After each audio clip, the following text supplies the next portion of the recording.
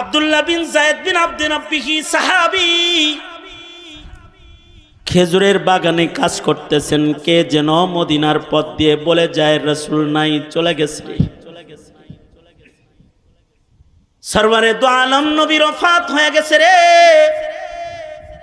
খবরটা শোনার সাথে সাথে আব্দুল্লাহ বিন যায়েদ বিন আব্দে রাব্বি খেজুরের বাগানে আল্লাহ পাককে ডেকে বলে, ওগো আল্লাহ, আমার এই চোখ দুইটা, যে চোখ দিয়া পৃথিবীর সবচেয়ে দামি নিয়ামত মুহাম্মাদুর রাসূলুল্লাহ সাল্লাল্লাহু আলাইহি ওয়াসাল্লামকে আমি দেখি, ওগো আল্লাহ, এই চোখ দিয়া যেহেতু আমার সরকার, আমার সরদার মুহাম্মাদুর রাসূলুল্লাহ সাল্লাল্লাহু আলাইহি ওয়াসাল্লামকে দেখা যাবে না, ওগো আল্লাহ, এ চোখ আমি তোমার কাছে আর চাই না, এটা লয়ে যাওগা।